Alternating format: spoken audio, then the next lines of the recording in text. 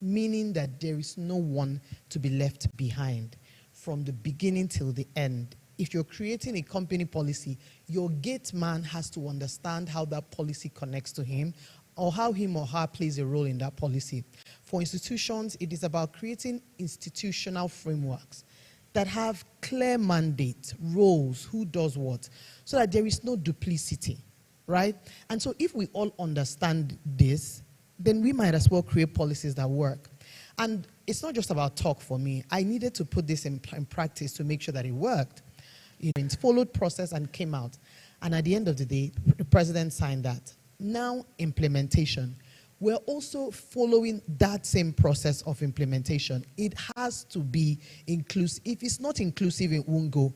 People may say, oh, if you drag people along, it might take a long time. It may, but when you finally get it, you will get it right. I just returned from a 6-day trip to Sweden. And what did I go to learn?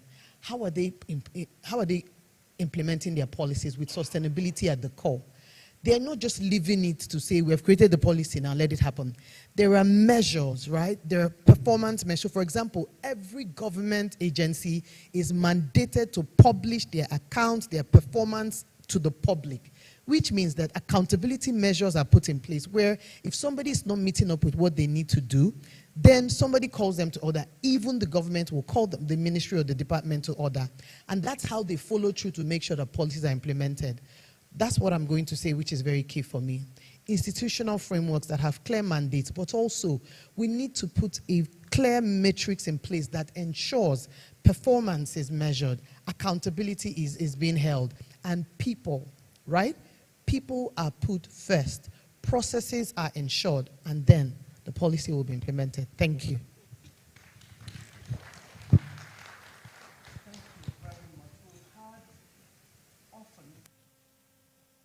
This idea that policies are not implemented and they have not yielded tangible results. I'm going to talk to the second panelist, Mr. Ezekiel Gomez, who we must salute in the policy realm. He's been a scholar, he's been a consultant, I don't know how to describe him. Achieving it. So I want to ask a question, sir. How have we often struggled to translate these reforms' intention into tangible actions? A high demand for these tangible actions, starting from why policies are made. Why have we failed to implement them? How have they not been tangible in reaching its goal? Thank you, sir. Thank you very much. Good morning, everybody. I wish Dr. Tokpayi Fasua was still here. I really wanted to listen to some of the feedbacks, especially like she puts it. The truth of the matter is, let's take the economic policy of the federal government, of which my good friend Dr. Tokpayi is deeply involved. I would have loved him to share with us the challenges that they are facing in implementing this policy, because that would have given us an insight into the difficulties in policy implementation. One of the most difficult policies in terms of gap between intention and results today is the Tinubu economic policy. The intention is probably well understood by the framers of the policy, but hello, thank you. The results in terms of how people feel about it and how people benefit from it is a different thing altogether. There's a wide gap. Why is that so? And I think that's a key, I thought that was going to be the key issue of discussion today. And because he is at the heart of the economic policy of the government, being the special advisor on economic policy to the federal government, to the presidency. But unfortunately, he had to go back, and I will engage him, since he's a personal friend, I will engage him further in this discussion. But let me come back to this. When policies are accepted, even if they are painful. The key word is even if they are painful, but if they are accepted, they are only accepted because people understand why the policy is created in the first place. But when people don't understand why they're not created in the first place, then they can't be accepted. And why don't they understand? Communication is key. Communication is key. The failure of major policies has to do with communication. The communication in terms of content, in terms of delivery. An opportunity today presented itself for the Chief Economic Advisor to tell us, for instance, why do we devalue the Naira? As simple as that. Because that's the intention, right? And then what are the benefits of devaluing the Naira? But a lot of times our policies are explained to people in terms of you must understand why. You must understand why. How can I understand why? Make me understand why. That's the missing link. So when there's no proper understanding of policies, there's no buy-in. And when there's no buy-in, there's no support for it. So implementation becomes difficult. That's the first area. Second area is like, okay, we all agree that, and he said it, let me quote Dr. Fasua. A nation's outcome is a product of its policy implementation. So, meaning that our current poverty is a product of what? The policy implementation. Do you see the problem where the lacuna I'm landing in? Meaning that the so-called T-pain sounds familiar? So the T-pain that has come out of the policies is a product of our implementing it. We have to go back to the drawing board. How do we better improve the implementation? The first thing for me is actually, like Socorro said, the institutions responsible for implementation, are they strong enough? Have we strengthened them? We have to strengthen all the institutions of implementation. So that's very, very important. Institutional strengthening includes capacity building, skills development, and communication. We must pay attention to that. Secondly, governance and governing institutions must be transparent enough. A situation where a good policy like removing subsidy, in the sense that nobody benefits from a subsidy because it's captured usually. Subsidies are captured by the middle. So the people who intended for don't feel the benefit. So why is that so? Why is the removal of the subsidy not translating into benefits for the people? Because there was no social safety net. There was no social safety net created. When they removed subsidy, it was like a cushion on which you were bouncing. You would hit the ground hard. And what will make you not hit the ground hard is a social safety net, something that would hold you as you're falling down to the ground. I thought the policy should have taken into consideration the need for social safety net for a country that is 70 to 80% poverty driven. There was no social safety net. So a good policy like that landed, or rather the intended consequences are not felt by the people. And that boils down to poor governance. When we don't have good governance, there are no social safety nets. And finally, for me, is the people. How have we engaged the people to understand the need for sacrifice?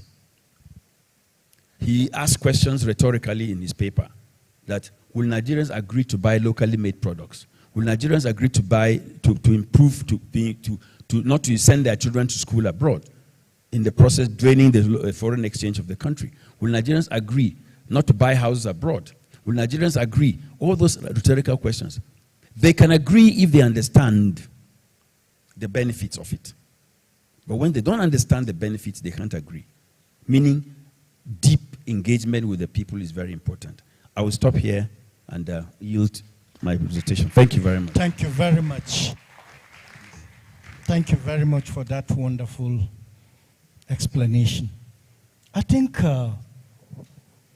from all that we've had, poor communication, policy somersault, struggling to reach out to the people, and what have you. I want to talk to Dr. Musa Umar, MNI. Why have these policies, though made in clear language sometimes, but they are very ambiguous? And so their implementation becomes even more troublesome. Because some language, I remember we have something in our first development plan that says this country will be a land full of milk and honey. And nobody explained what that milk and honey looks like. It's a very crafted and fine wordings that talks about our land.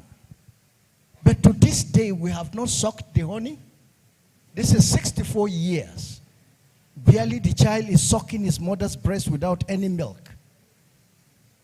Please, what are the issues in this policy that led this country to this type of implementation of these problems that we have not reached to this day?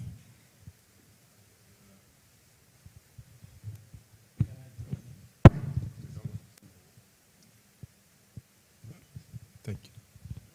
Thank you, Professor. I think the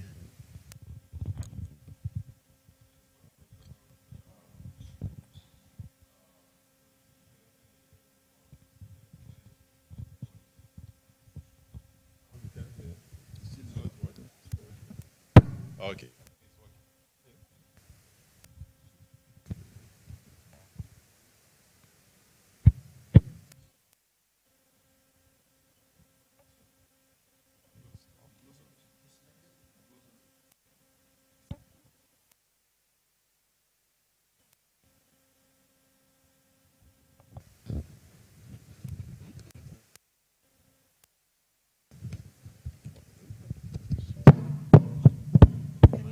Okay.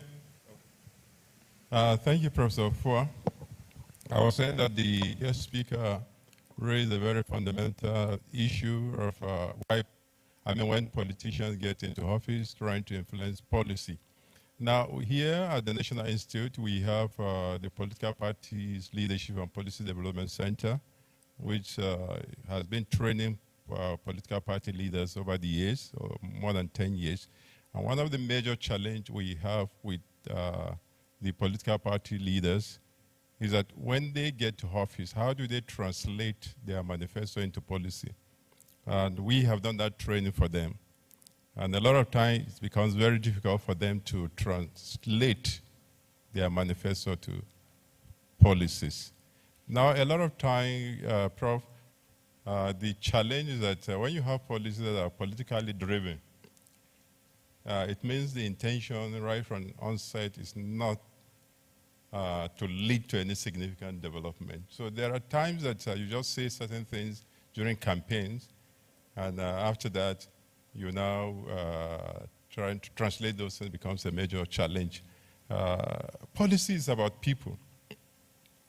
Even if you are making policies for animals, it's still about people.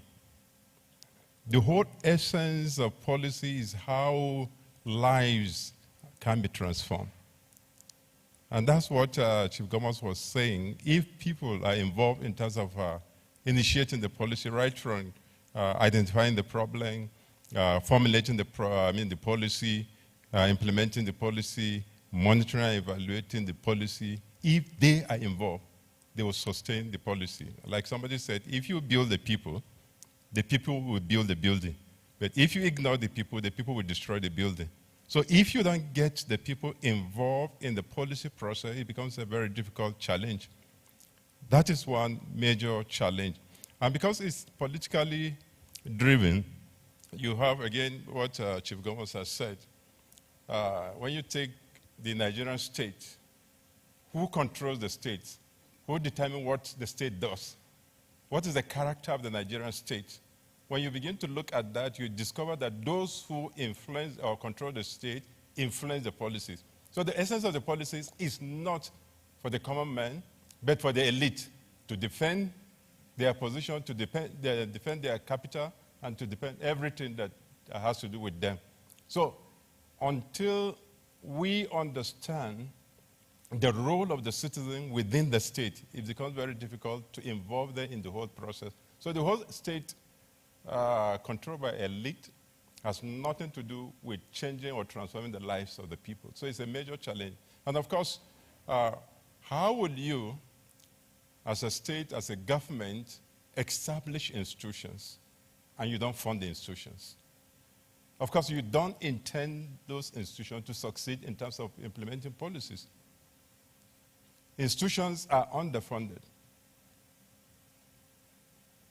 The same budget that you are giving 10 years ago, they still give you the budget and they expect better results. It can't happen. So there's no institution in Nigeria that visit, they will not tell you they have that particular challenge. And of course, the issue of corruption is there. Even in terms of preparing the budget is there.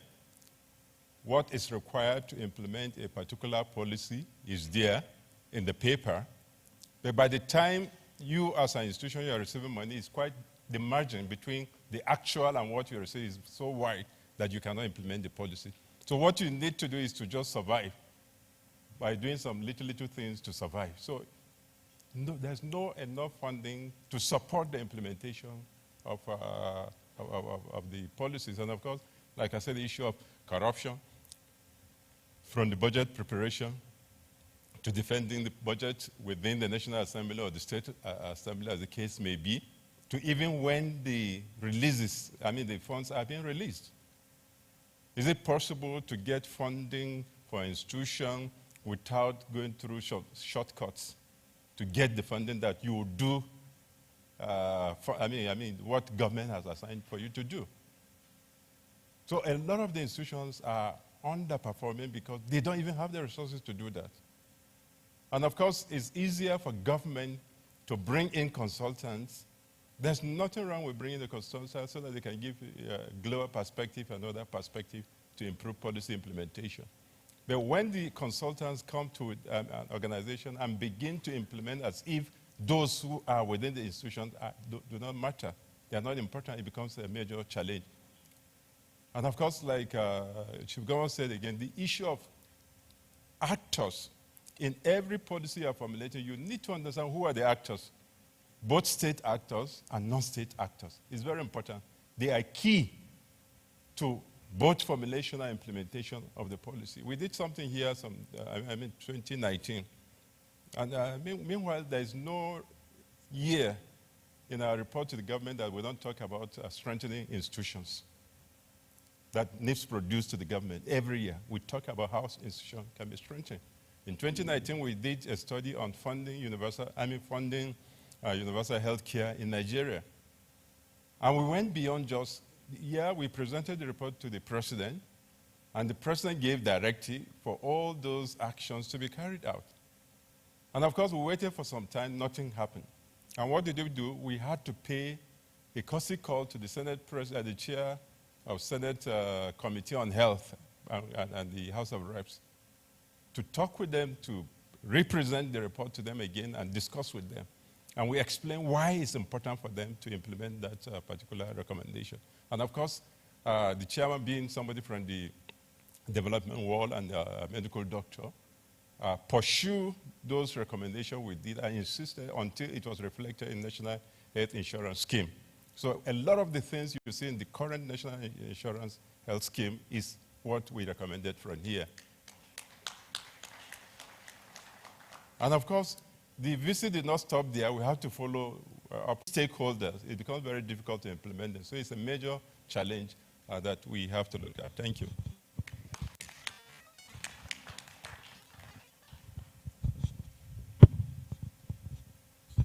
I think we had much of this issue. If we have to strengthen our institutions, do we have good monitoring institutions? Do we have measures put in place to stem corruption? Do we have measures put in place to adhere to the rules? Do we need to have beyond 75% consensus that our policies are right These are issues we will begin to, that should agitate our minds.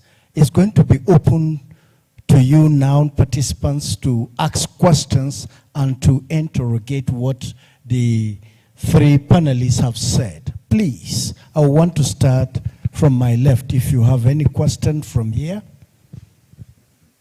Okay, somebody from behind there. Can you take a mic to him?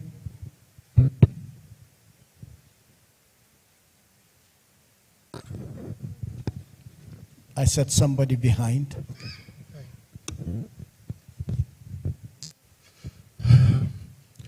Please, straight to the point so that we can have more people interject. All protocol due observed. Yeah, I'm very much concerned about this issue that is being discussed this morning, because one of the failures that we in the public service domain are having... Please, your name, please, because we have people please. on the second... My name is Dr. Joseph Bo from Nigeria Space Management Agency. I speak on this issue where I'm much concerned about the issue of policy management at the level of a situation where we are not actually addressing some of the key issues that are dealing with our implementation and strategies. What I mean sense at this point is that at every given instances, the chief operating officers that got to do with key decisions that can change the structures of those policy issues that concern with our organizations are not really actually put to place because of other issues related. That is the key factor. Thank you very much. We have people on virtually online. If you have anyone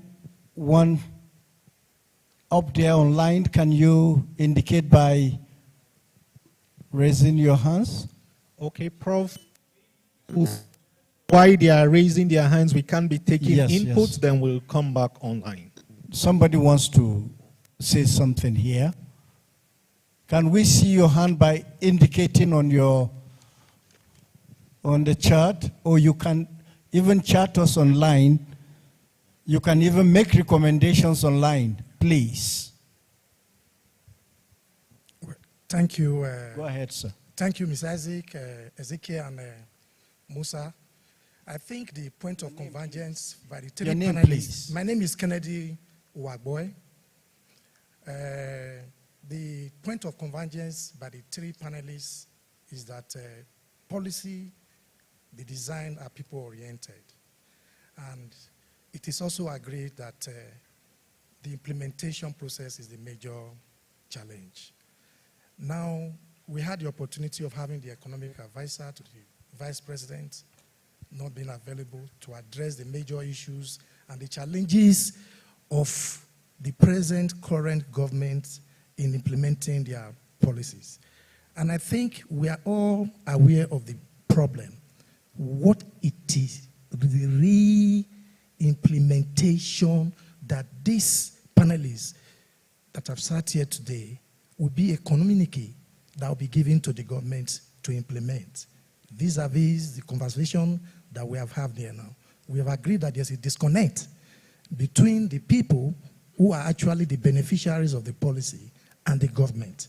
So what is the takeaway today by these three panelists that we can take as a communique at the end of this conversation to the government to implement?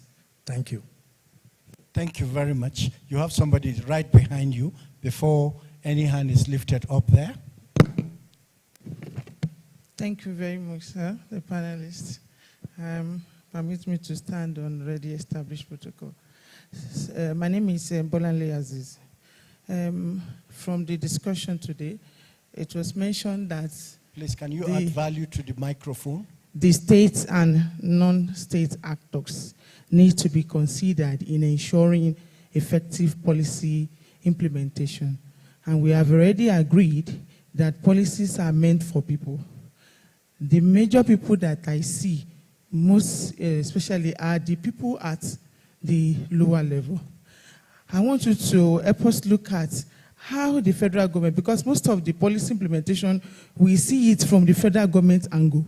Why the people that are supposed to be affected are at the base there. So how will the federal government be working with the state actors to really reach out to these people in terms of policy implementation? Let's just go directly behind you.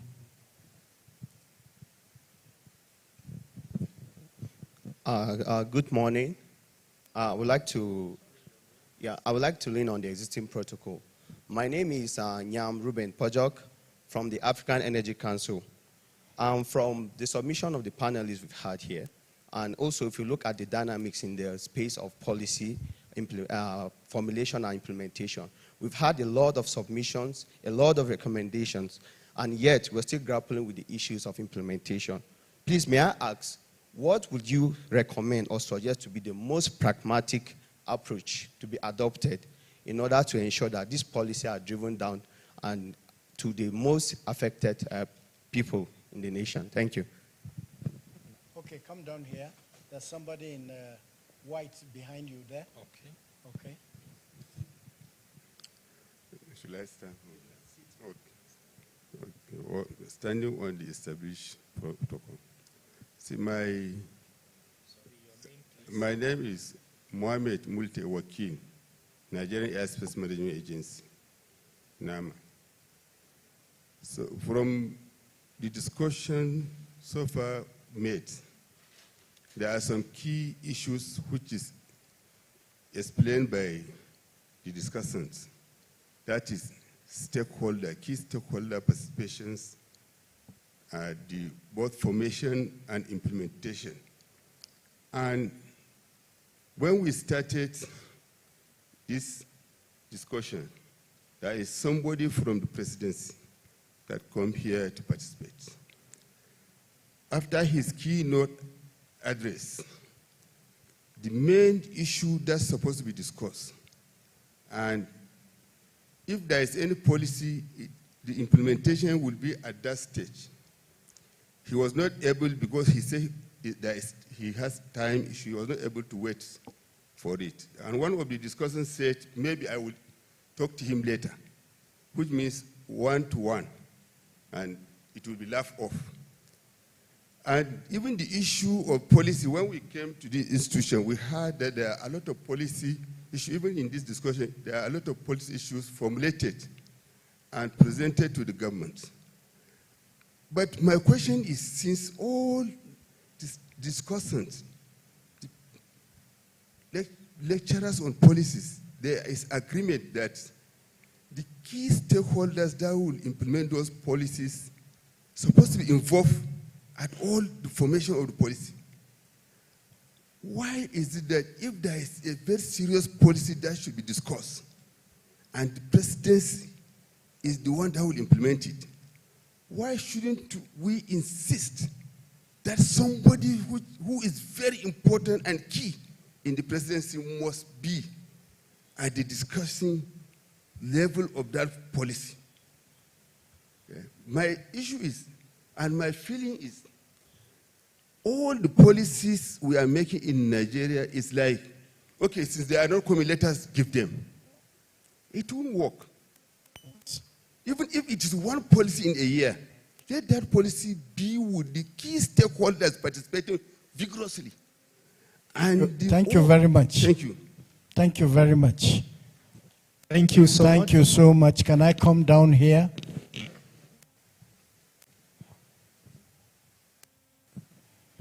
Thank you very much. I'm Ademo Wadata from the University of Jos Economics. Policy implementation. In between them are the people, the common man. I take, for instance, removal of fuel subsidy. Some say it is good. Some say it is not good. Those who say it is good is because some people that they are not meant for are benefiting from it. and nobody is concerned about how those people should be dealt with. Are we going to remain like this? Remove policy, subsidy, we are suffering. Don't remove subsidy, we are suffering. Is there no conspiracy by the Nigerian state against its people? That's a serious question. Professor Dare, please. Thank you, sir. Permit me to adopt the existing protocol. I want to say thanks to all our speakers. I agree with all you have said. But just to add, that the implementation strategy, if the funding aspect is not provided for, it will not work. I'm sharing this from the experience we had right here in this auditorium with PENCOM. We've had issue with pension. People retire after many years of work, and you don't get your money 1 year after. You are still waiting to get 1 kobo. And so it became an issue. So we brought them here, in NIMS here, to have dialogue with them. It took us 3 years, from 2022, 2023, until this year, April. And the DG now challenged us and said, do a policy paper to them. And we did, and we discussed it here. They now asked me, how will it be implemented? No funding. If you are to pay the backlog, what you call accrued rights, of those who started working before 2004, how will you do it? So we then said, okay, go and raise bonds, sell shares, whatever you will sell. And they took it up. Thank God, 2 months later, some of you started filling forms. It is because NIMS did that work to know how many people are to be affected. How much will it cost? And I think just last month, even PENCOM invited so many DEX officers from the federal institutions to Abuja to come and learn how to fast-track the whole process. I'm saying this because if we don't tell the government, and the government is not ready to provide funds, whatever your policy recommendations, whatever your implementation strategy, is still going to be a big challenge. Thank you. Thank you very much. While I support what my professor said, the idea is... Sorry, I didn't say my name. I'm sorry. I'm Professor Jane Ande from here, NIMS and University of Jos. Talking on the PENCOM, they've been using our money for so long. And I don't know, Prof, why should somebody be doing business with your money and will not have money? This is one question. Please, the panelists, take note of this. They've been collecting our money monthly. I see my updated whatever it is, but I can't get it immediately. I want to leave the job.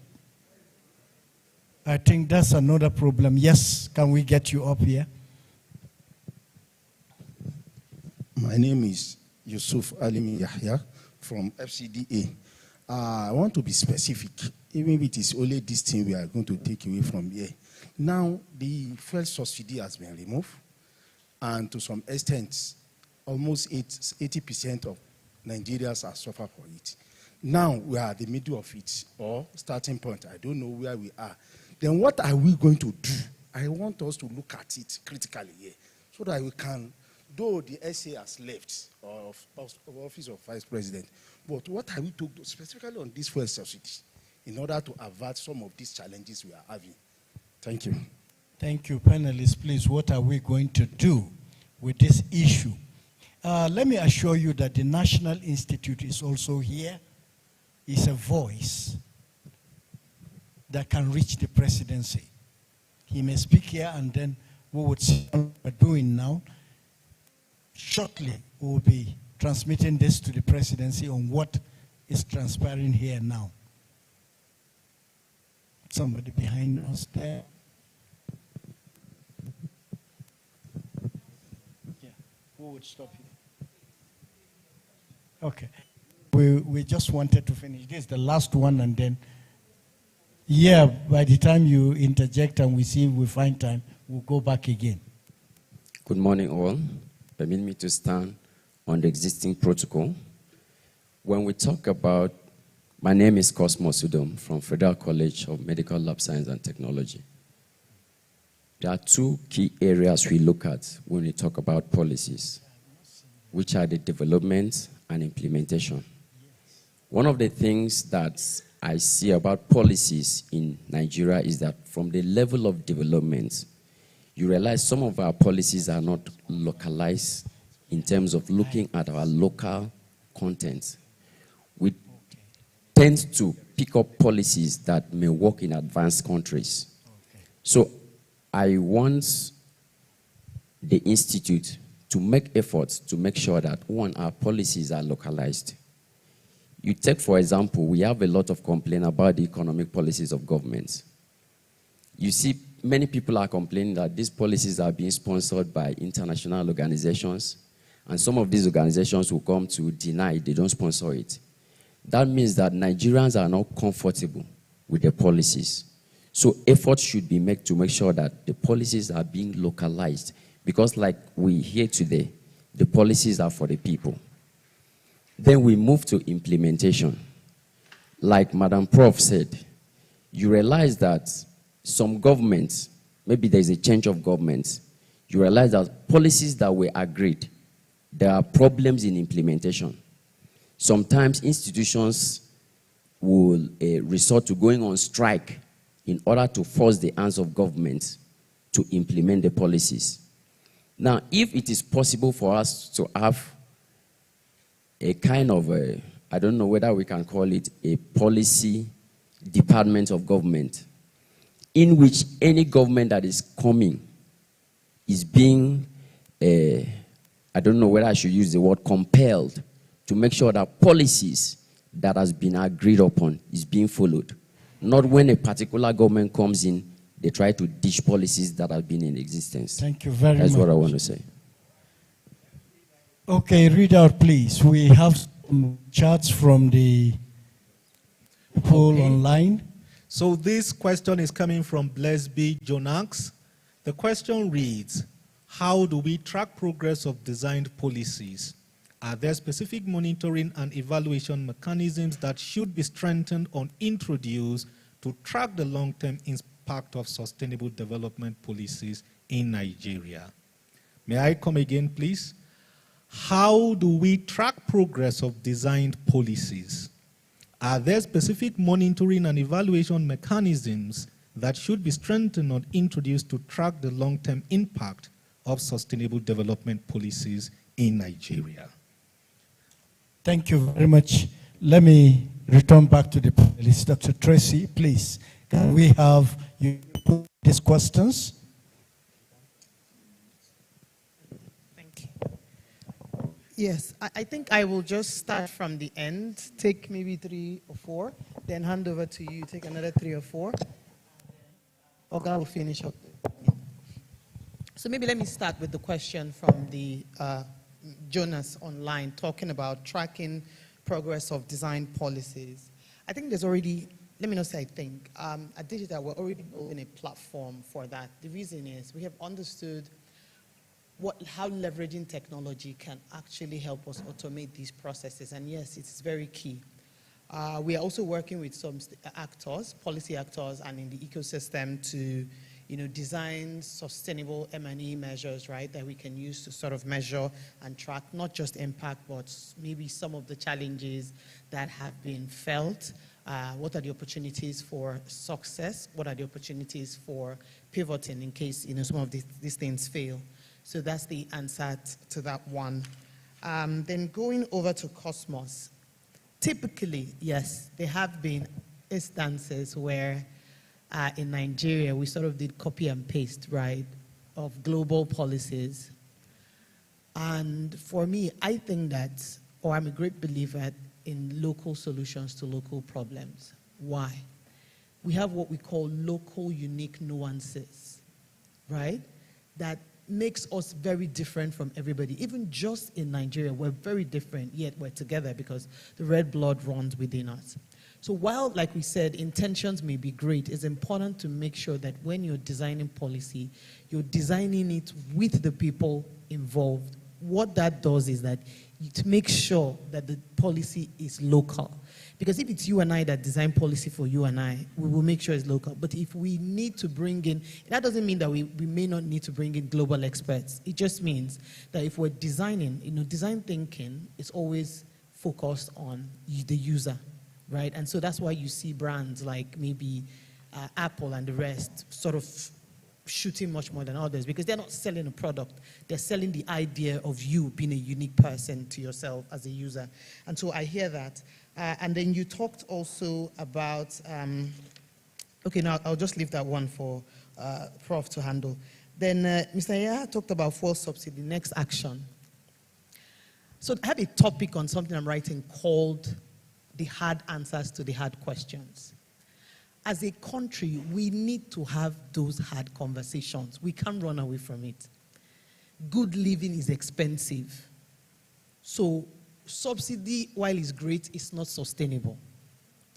So we're going to have to decide, and that's why, you know, the keynote speaker asked the question, will we agree? Yes, we'll agree, but you need to tell us what exactly it is that you're solving, how you're solving it, and what role we're going to play in it. The cost of proper, effective health care is expensive. If you want to walk into a hospital and the hospital has all the equipment that you need, you have to be ready to pay for it, right? But also, the government has to prioritize people. So which means we can't be having the conversation of minimum wage, and it's a thing of, I was wondering why the government was dragging 5,000, 10,000. I'm not understanding. Yeah, but we were so eager to increase the fuel from 400, 200 to we're at 1,300 now, right? But we're talking about increasing the earning and purchasing power of the people to be able to purchase that. And it was such a huge dialogue. People had to go and protest, you know. So I'm thinking, yes, we may need to have that conversation as next step. Like, people need to say to themselves, we will need to pay for light. We will need to pay for health, good health. We will need to pay for these things. But we also need to be empowered, right, to be able to make these decisions, not just with finance, but also with empirical data. Why are we doing this? What is it about? And how should we? Then we go into Professor Jane. He talked about funding for implementation. For every time you want to create policy, one of the key things you need to think about is resource, right? Resources. And not just about finance, but finance is key. Mobilization and allocation. The questions I typically ask is, what keeps us running? What makes us money? What helps us scale? So when you're creating policy, what keeps us going well while the policy gets implemented? So that's what the safety nets are. What keeps us, what makes us money? Then the government, as much as they need to do business, they are not in any business of doing business. This is where the private sector comes in. And that's why I'm talking about commercialization. We need to take it up as a country that we need to start to commercialize sustainability policies as product, as a service. What am I offering my people, and how am I partnering with the private sector to be able to commercialize these things, right? So, for example, pension. We can get private sector people to take charge of this, and as a business, make sure that if we take money from people, because, you know, my moderator talked about it, if we take money from people, we take it very seriously. It's not a joke. When you take people's money and you're going to invest it, right? You go ahead and invest because you're making money for them. That's what you're saying that you're doing, that I want to put your money in, invest and make back money for you, that at the end of the day, when you retire, you would have money to be able to live well. So it's not the government isn't doing us a favor, right? It's commercialization. How do we make sure that when we take taxpayer money, we put it back into business with the support of private sector business that understand these metrics to be able to bring back money, right, that the people can use. Another thing that I wanted to... Take a minute? Yes, this is the last that I'm saying, right? He talked about, and this is, Mr. Adamuda talked about conspiracy by the state against the people. Sometimes when you think about these conversations, you start to actually ask that question, and that's a real and valid question to ask. Do we even have a government that considers us valuable? Are the people important? But the only reason why the government is not considering us important is because we don't consider ourselves important.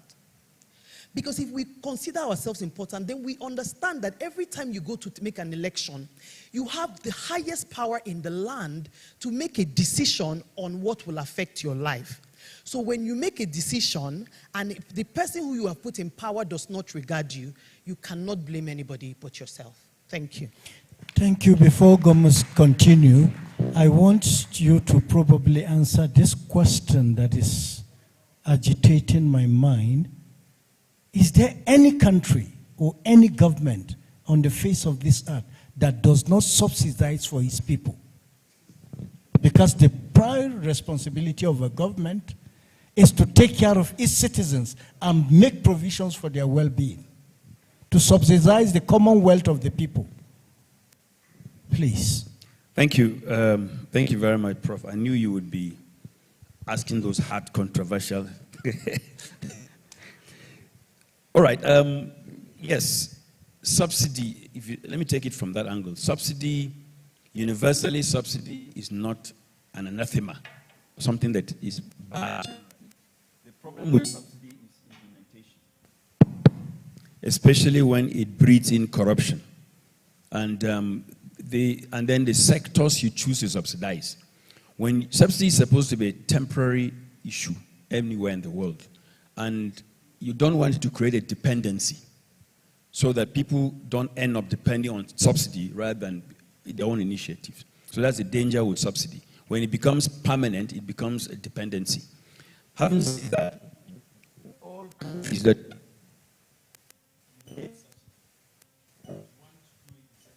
it does not create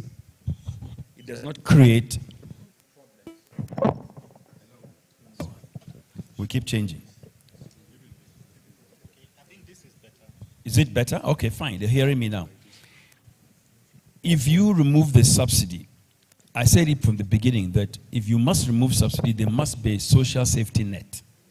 Because subsidy is usually meant for the low and middle income. They benefit most, but in a situation where they don't even benefit from it, because it's captured by the system in terms of corruption, then you must create a social safety net.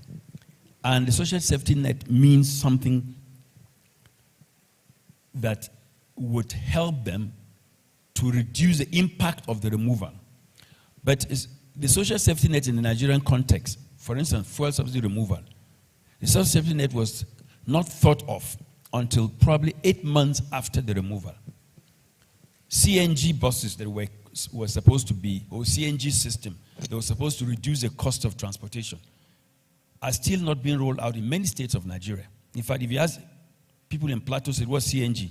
They are blank. There's no CNG even in Plateau. Only Nasarawa State launched its own last week. And even then, only in Lafia. So, by the time that the CNG, which is the compressed natural gas, which has brought down the cost of transportation by 40%. Now, that is a proven science that it can bring down cost of transport. However, it will take about 3 years for it to become a national system. That's 4 years after subsidy removal. By then, a lot of people would have died. So why would you jump to that? So I expect a solution. I expect that going forward, any subsidy removal must the company will be preceded by the following. 1, public service must be improved, or specific strategies for improving public services. And the first public service you want to improve is transportation. Because transportation has been seen to contribute 10% of your GDP if well handled. Second, health. Third, utility support. If you want to remove subsidy in a country, like energy subsidy has been removed, you must have a framework that will reduce the cost, the alternative cost of this. So going forward, Nigerian state must not just jump into subsidy removal, but must put in place a framework that provides the cost of these services at a lower cost. Not a subsidy anymore. CNG is not a subsidy. It's not a subsidy. It's just that it has brought down the cost of transportation. So that's one for me. For us to remove subsidy, we must make sure there are social safety nets. If not, there will be no solution. As a matter of fact, more people have become poorer, small business have been wiped out, and the informal sector has been virtually cleaned out of Nigeria with just the removal of fuel subsidy alone. So the creator was got the unintended consequence. To the extent that people are now asking, bring it back, bring it back. I can tell you that if there were elections next year for the president, he would have brought back subsidy. Because he would have loved to win the next election. Yes, because he would have used it as a political tool to win the next election. Just that the elections are 2027, so they still time to play. But if the election was next year, there would have been, subsidy would have brought back immediately. Because the pain in the economy is so much because of just fuel subsidy. Secondly, somebody asked a question. Can we leave this place with an actionable takeaway? Those of you who are in the PSLC class, remember I said something like, the largest radio station in the world. You remember that? The largest radio station in the world is WIIFM. WIIFM. What is in it for me? There must be that question answered by the government and the people. If the people don't see what's in need for the policy, they will never support the policy. So government must take a step back in designing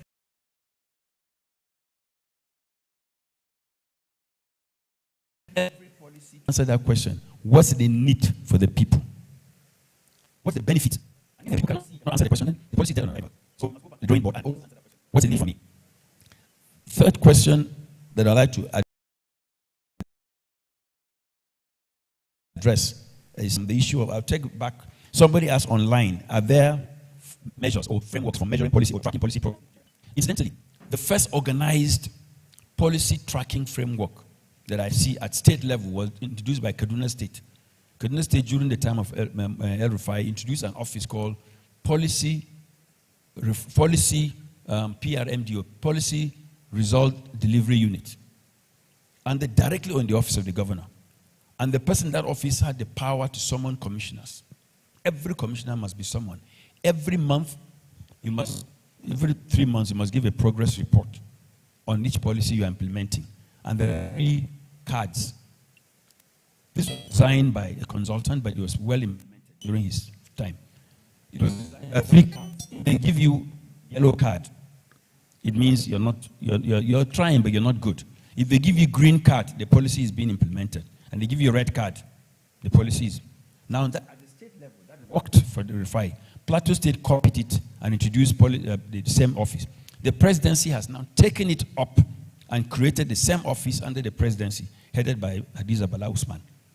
And that's so we have it in Nigeria. It's not as if we don't. And they use technology to track some of these policies. So the Eyes and Ears project. The Eyes and Ears project is a system whereby from every villager can just go and track if there's a road being constructed. If the road is being constructed in your village or in your hospital, and the road is not going well, you have to take the picture and upload it to the Eyes and Ears project. It goes straight to the governor's office, under that office, and they see the quality of the road, or they see the actual stage of the implementation, and it's technologically driven. So if we can replicate this at various levels, especially in terms of physical project implementation, I believe that it will reduce some of the policy failures we have in the country.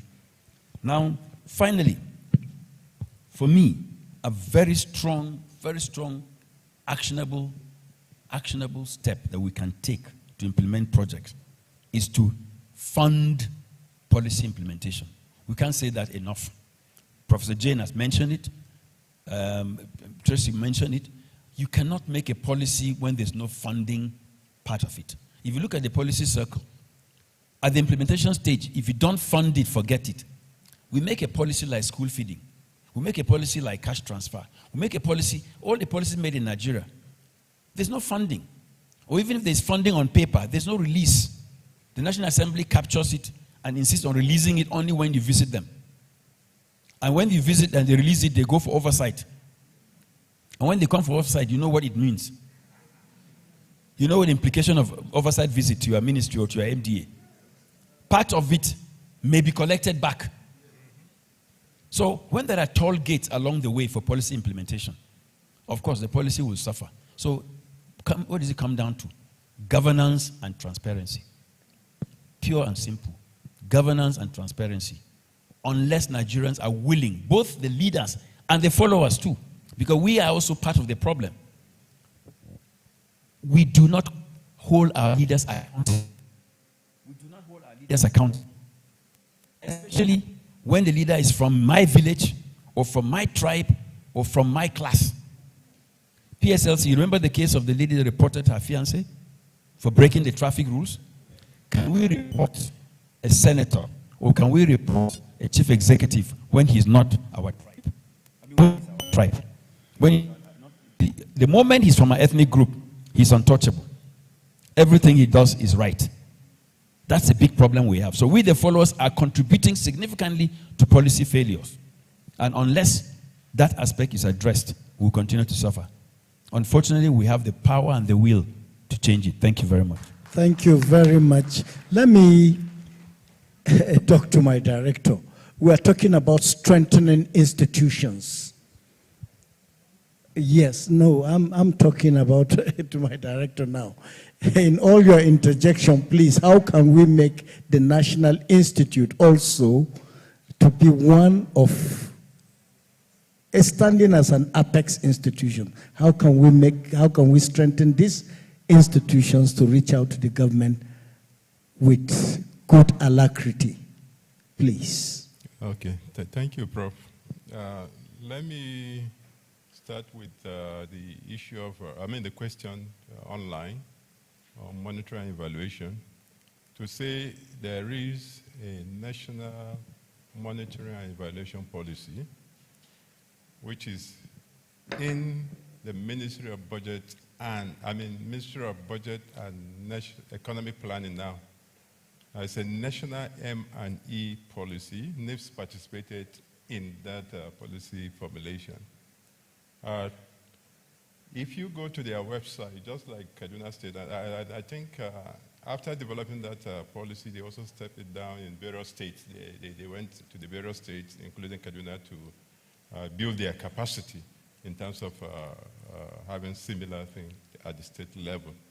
Now, if you go to the website, you can track whatever policy or program being implemented by the federal government. I think the first this thing they have is, I think, IMAC. IMAC, you can see the location of the project, you can see the stage of the project. So if a politician tells you that he did so and so in a particular community, you can go and find out, and you can see whether it's true or not. So it exists there.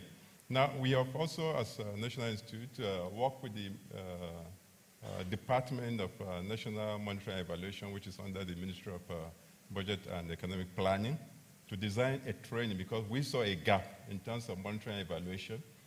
Many people, both at the national, subnational, have no capacity in terms of monitoring and evaluation. And it's key to policy implementation. So we have designed a course. We are still trying, because of the change of government and all those things, we couldn't implement. Our desire was to start running the courses for national, subnational, as well as private sector. On that, the curriculum is already ready. I just implement that to tell you that we have been working with them. Then there is, like Chief Governor said, the special advisor to the president on policy coordination. We are also working with that particular office at the National Institute. Recently, a committee was established by the president. Some of us are members of that committee from NIPS. There are others from the Office of the Head of Service, Secretary to the Government, and I think the Office of the Vice President and some key ministries. The whole essence is how can all those policies be coordinated? Now, a lot of times you find that some of these policies are not really interacting with one another. And a lot of times also duplication of what others are doing. So this particular committee, under the leadership of the special advisor to the president on policy coordination, that's Haji Hadiza Bala Usman, is to see how we can coordinate these various policies to ensure no duplication, to see what they are doing, and also to track to see how those policies are being implemented. So it's already ongoing, Prof, which is very, very key. Now, an issue was raised in terms of how do we reach out to the grassroots, and which is very key. Again, we talked about non-state actors. We have discussed with the political party a lot of times, and I tell them, and I've told even some people from the civil society, I would say, look, if I'm from this particular community, we'll mobilize ourselves, particularly during elections. We'll come up with our own development plan. this is what we want in our community. If you want to contest election, you come to our community. Our community will show you what we want. Do you want to buy into what we have? If you're not willing to buy into what we have, we can't vote to you. And if we vote to you, you claim that you are, you bought into the whole plan, and you get elected and you are doing something else. It's our responsibility because there is still the power of recall in the Constitution. It has not been removed. So there is responsibility of the civil society organization. I think some of them are doing well. We have to commend them for that. In terms of sensitizing the people, in terms of educating the people, enlightening the political enlightenment and the rest of them so that they know they are right. A lot of times people don't even know they are right. So it's the responsibility of civil society. That's why they're also critical stakeholders in terms of policy implementation. Because when it comes to policy implementation, there are people who will benefit from the policy. There are people who might benefit from the policy. There are people who might not benefit from the policy, but they're interested in how the policy is being implemented. There are gatekeepers. So all these are very important when it comes to policy implementation, and they have the role to hold government accountable. And I think major challenge is that there's no transparency, there's no accountability. We don't hold government to account for whatever they are doing. We elect them. The next moment, we are the ones pursuing them to get stipends and the rest of them. No. When we elect them, we sacrifice part of our right to say, look, go and think for us. Go and speak on our behalf. Go and represent us and take certain decisions on our behalf. So we have sacrificed that part of our right. So it's our responsibility as citizens to also hold them responsible. So I think it beholds the civil society organization to also have a very critical role in terms of policy implementation because it happens within their community, and of course, it's to benefit their people. So they have also a role, not only... Thank you, sir. You should be rounding up. And lastly, we discovered all these challenges that we have been talking is about behavioral change. And we in NIPS, we have identified that. And that's why we came up with applying behavioral insight into policy making and implementation. Because why do people behave in a particular way? Why will you have opportunity to transform the lives of the people, then the same funds, you siphon the funds for personal use. So behavioral insight to understand why people behave in a particular way, how can that particular behavior be changed? That's what we are doing in NIPS right away in all our activities, trying to build in behavioral change. What NOA are trying to do for how many years, it has not been achieved. So there is need for total reorientation, both on the state actors and non-state actors when it comes to policy implementation. Thank you, sir. Thank you very much. I think we have eaten into our time. For those of us who have some questions, please, we urge you to write them, and it shall be acted upon. One aspect that I want to conclude with, until we put the security of this nation straight, we may not be able to take care of our institution, or rather strengthen our institutions. For instance, if you take the agricultural sector, whatever you do, and if the security of the farmers are not taken into cognizance, they cannot even go to farm. Some people take from them to go to farm, and when they harvest, some people take also the harvest from them. Until such and such things are taken into cognizance, particularly the security of the human, the citizenry, we may not be able to put our institutions in place.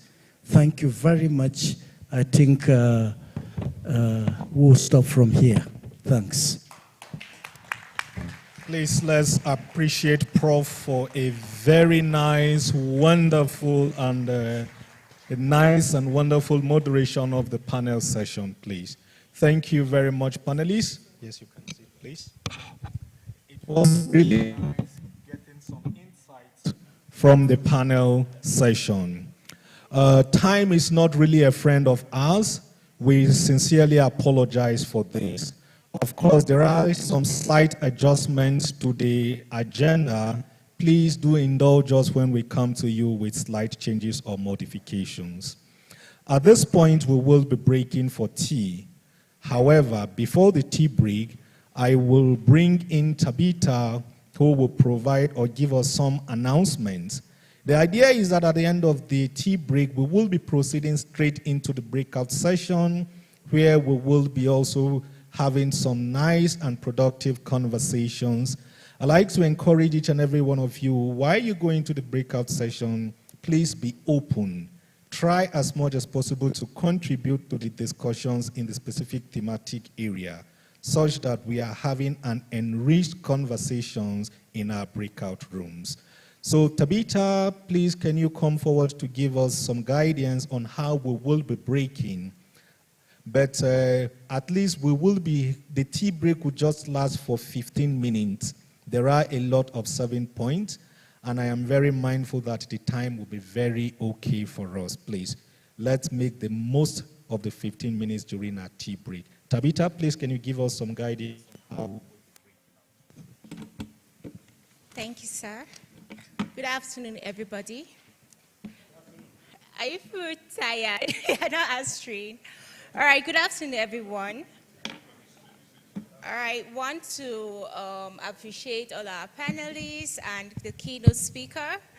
And also, there was one question they asked, and then I just want to say, based on that, like inclusive of everybody, in August, during the International Youth Day, the NIPS had Twitter space, and then they agreed that moving forward, for any policy dialogue, they will be involving the youth.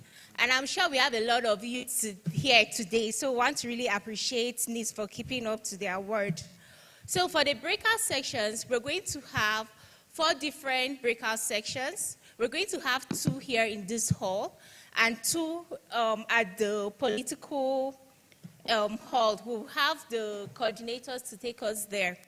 For the first panel discussion, the breakout section, we'll be discussing enhancing public sector accountability for effective policy implementation. And that will be coordinated by Duncan Rindams. Duncan Rindams, can you just wave where you are? So the first one will be here, will be coordinated by Duncan Rindam. Then for the second one, we have building human capacity in government institutions, strategy for success. We'll be having Lucy to take that. It's going to be here. Lucy, please, can you just wave? All right, thank you. Then for the third and the fourth one, we have leveraging technology and digital innovation in policy implementation.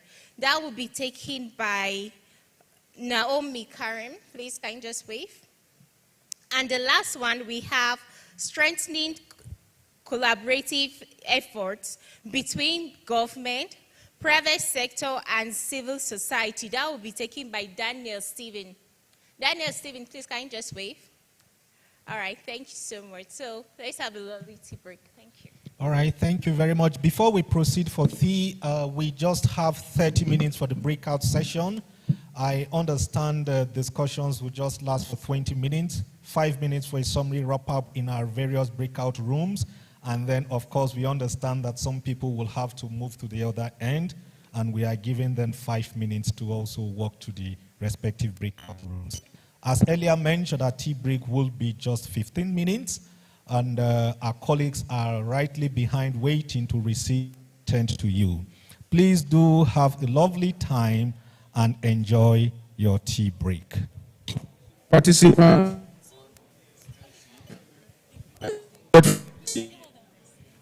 Participants of PSLC participants will not take their tea break here. You go back to where you normally take tea break. So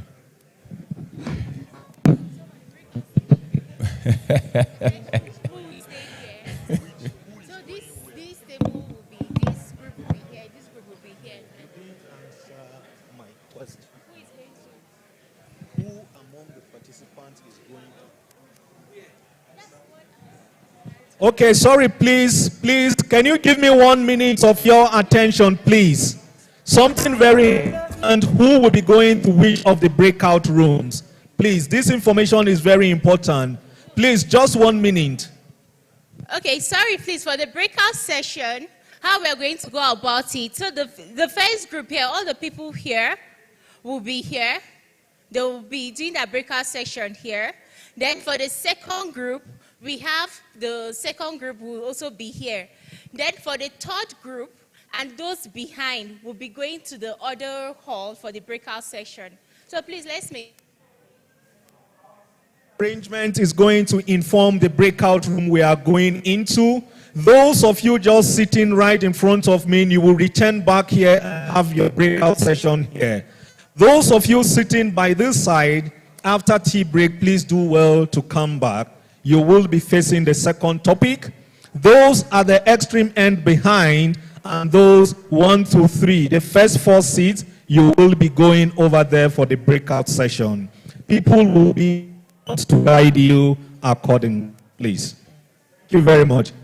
Please, you can all come to me if you have any need for that, please.